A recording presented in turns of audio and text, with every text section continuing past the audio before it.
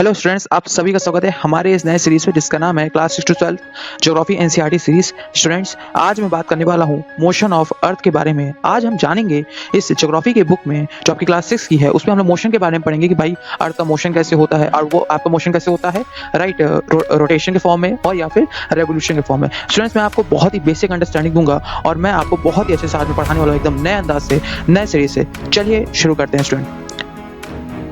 चलिए शुरू करते हैं आज का हमारा टॉपिक मोशन ऑफ अर्थ। जैसा कि स्टूडेंट्स आप देख रहे हैं, आप इसमें पढ़ रहे हैं कि भाई मोशन ऑफ अर्थ आपके दो तरीके के होते हैं।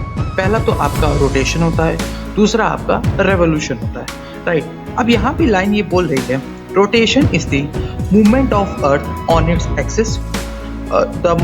ओके, यानी कि जो रोटेशन है, जो धरती का जो मोशन होता है, अगर वो आपके एक्सिस खुद पे हो, यानी कि जो धरती की एक्सिस होती है ना, उसके ऊपर जो आपका मतलब मोशन हो रहा होता है धरती का, उसे रोटेशन कहते हैं। और दूसरा यहाँ पे आप देख सकते हैं, the movement of earth around the sun is in a fix path और ऑर्बिट इज कॉल्ड रेवोल्यूशन। ये बड़ा गजब का यहाँ पे डिफरेंस हमें आपको समझ में आ जाता है कि भाई रोटेशन क्या है। फिर से मैं आपको बताना चाहता हूँ कि भाई क्या होता है कि जब आपकी धरती क्या होती है, एक्सिस के अराउंड जब आपकी मूव कर रही होती है तो आपका रोटेशन होता है। दूसरा, जब आपकी धरती जो है यहाँ पे रेवोल्यूशन के अराउंड, राइट, अगर मैं आपको ये बताना चाहता हूँ, जब आपकी धरती आपकी यहाँ पे सन के अराउंड आपका यहाँ पे मूव कर रही होती है तो उसे हम लोग क्या कहते हैं, रेवोल्यूशन कहते हैं। आशा करता हूँ स्टूडेंट्स आपको ये लाइन समझ में आ गई होगी, राइट। अब यहाँ पे जो आपकी ये दूसरी लाइन है वो क्या है, चलिए देखते हैं। अब देखिए स्टूडेंट्स, यहाँ पे बहुत ही अच्छे से बहुत ही प्यारी लाइन यहाँ पे आंसर की बोलती है क्या, the axis of the earth which is an imaginary line which make an angle of 66.5 with its orbital plane. The Earth receives light from the Sun due to the spherical shape of the Earth. Only half of it gets light from the Sun at time. The portion facing the Sun experiences the day, with while the another half from the experience the night. The circle that divides the day from the night on the globe is called the circle of illumination. ये जो paragraph है ये आपको बहुत ही प्यार से समझा रहा है रोटेशन के बारे में। वो ये समझा रहा है कि भाई देखिए, जो हमारी एक्सिस होती है वो आपकी एक तरह की इमेजिनरी लाइन यहाँ पे मानी जाती है। और ये भी बोला जा रहा है कि देखिए, समझने का प्रयास करिए, जो हमारी धरती है ना, वो आपकी जैसे आपकी थोड़ी बहुत टिल्टेड है, राइट।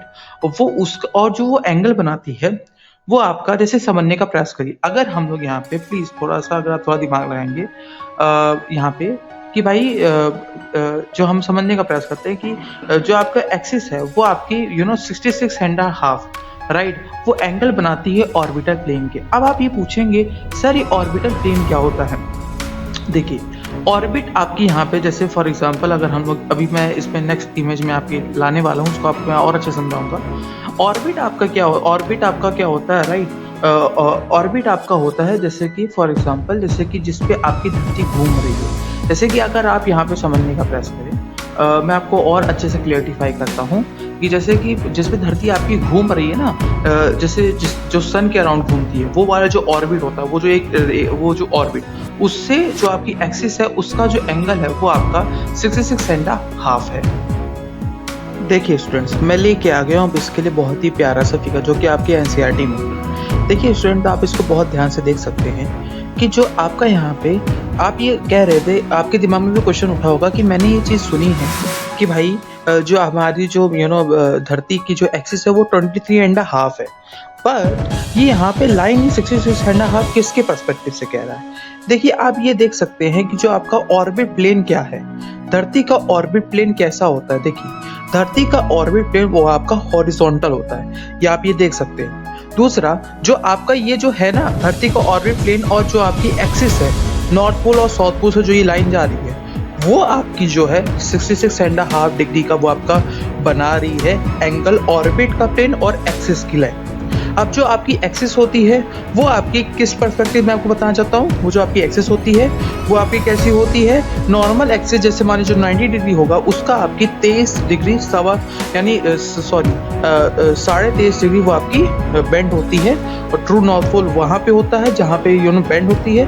और जो आपका ऑर्बिट का जो आपका प्लेन है आप ये हॉरिजॉन्टल देख सकते हैं उससे, और जो आपका एंगल है एक्सिस का उससे आपका 66.5 यहाँ पे होती है।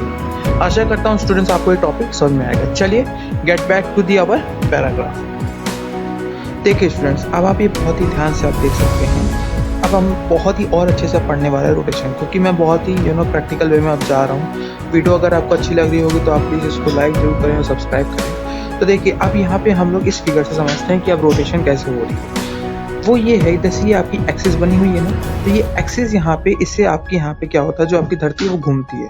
तो जिस साइड आपका सूरज होता है उस साइड वाला पूरा आपका डे हो जाता है, और जिस साइड आपका यहाँ पे जो सूरज के पीछे वाला हिस्सा होता है वो आपका नाइट हो जाता है। इससे आपकी एक दिन में आपकी जो है आपके यहाँ पे 24 घंटे में आपका ये रोटेशन कंप्लीट हो जाता है। और ये आपका रोटेशन का आपका ये एक्सप्लेनेशन बहुत ही अच्छे से हो गया। और जो आपका स्टूडेंट्स यहाँ पे जो आपकी रोटेशन में ये लास्ट टॉपिक यही था कि आपका सर्कल ऑफ इल्यूमिनेशन क्या है। सर्कल ऑफ इल्यूमिनेशन का मतलब होता है कि जो ऐसा सर्कल जो आपका डे और नाइट को मतलब क्या करे, आपका यहाँ पे डिवाइड करे, इसको हम लोग कहते हैं सर्कल ऑफ इल्यूमिनेशन। ये आप फिगर में भी देख सकते हैं और इसमें आपका ये दिया भी है। ओके, चलिए शुरू करते हैं अब हम लोग रेवोल्यूशन को पढ़ना। रेवोल्यूशन क्या होता है, जैसा कि मैंने आपको पहले ही बताया था कि भाई जो अगर धरती आपका सूर्य के आपके यहाँ पे रिवॉल्व करे उसके चारों तरफ, तो उससे हम लोग क्या कहते हैं, रेवोल्यूशन कहते हैं। और एनसीईआरटी साफ साफ लिखती है कि जो रेवोल्यूशन होता है वो आपका 365 1/4 डेज में होता है।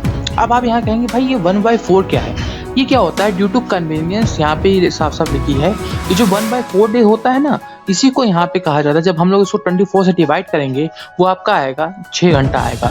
वो जो 4 साल में हर 4 साल में ये 6 घंटा आपका यहाँ पे जुड़ जाता है और आपका यहाँ पे वो हो जाता है 366 डेज बन जाता है हर 4 साल बाद। इसीलिए यहाँ पे आपका जो आपकी फरवरी में जो आपका कहते नहीं है कि 28 महीने की 28 दिन की आपकी यहाँ पे फरवरी होती है, वो आपकी अब हर 4 साल बाद वो आपकी यहाँ पे 29 दिन की हो जाती है, और उसी को हम लोग क्या कहते हैं, लीप ईयर कहते हैं।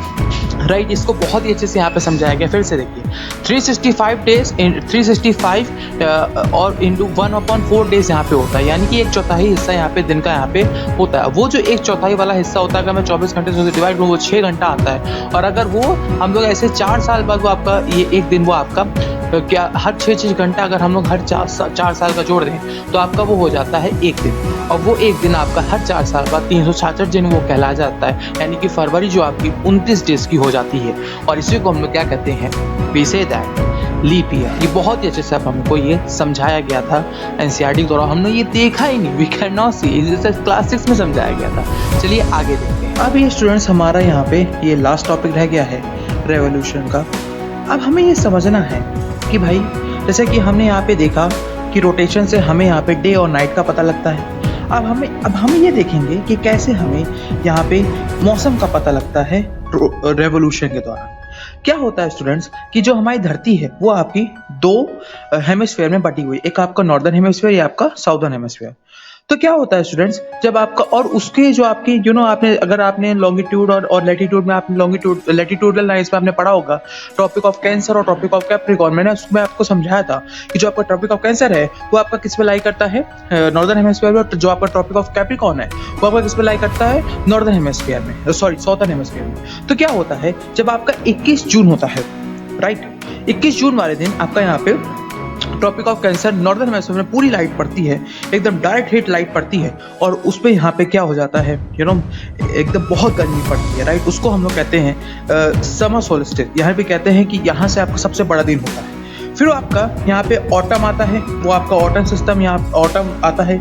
इसमें क्या होता है, जो आप लाइट जो है आपकी यहाँ पे सन रेज वो आपकी एकदम पड़ती ही नहीं है, राइट, ना तो उसमें ठीक से नहीं पड़ती, ज़्यादा इंटेंसिटीफाई नहीं होती, इसीलिए कहते हैं ना इसमें ज़्यादा ठंडी होती ना ज़्यादा गर्मी होती है। फिर आपका ये सितंबर का महीना ऐसा होता है। फिर आपका आता है विंटर सीजन। विंटर सीजन में क्या होता है कि जो आपकी लाइट होती है वो आपकी कहाँ पड़ती है, साउदर्न हेमिस्फीयर में पड़ती है।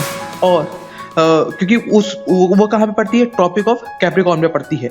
और जो आपका नॉर्दर्न हेमिस्फीयर होता है वो आपका यहाँ पे ठंडा हो जाता है, और साउदर्न वाले एरिया में यहाँ पे जो आपका ऑस्ट्रेलिया वाले एरिया में ठंडियों में विंटर्स पड़ते हैं। और फिर आपका लास्ट में फिर आपका यहाँ पे फिर इक्विनॉक्स होता है मार्च में, और आपका ऐसे ही आपका सर्दी, मौसम, गर्मी सब हमको यहाँ पे एहसास होता है। Thank you students. फिर से स्टूडेंट समझिए कि भाई मैंने आपको क्या समझाया कि जो आपका समर सोल्स्टिस कब पड़ता है, 21 जून को, क्योंकि जो आपकी सनराइज होती है वो आपकी डायरेक्टली ट्रॉपिक ऑफ कैंसर में नॉर्दर्न हेमिस्फीयर पड़ती है। इसीलिए हम लोग के यहाँ पे गर्मियाँ नॉर्दर्न हेमिस्फीयर में, इंडिया साइड जो भी आपकी कंट्रीज पड़ती है उसमें जून के महीने में गर्मियाँ पड़ती है, ऑब्वियसली मई जून में पड़ती है। फिर आपका सितंबर का आपने फील किया होगा कि भाई मौसम थोड़ा ऑटम जैसा ज़्यादा ना ज़्यादा गर्म पड़ता ना ज़्यादा ठंडा पड़ता। क्यों? क्योंकि जो सनरेज होती है ना वो आपकी इक्वेटर के मतलब कि पड़ती ही नहीं। क्यों नहीं पड़ती है? क्योंकि जो हमारी एक्सिस है, आप देखिए एक्सिस का रोटेशन देखिए, एक्सिस किस साइड है, एक्सिस का झुकाव किस साइड है, वो सन की तरफ है ही नहीं,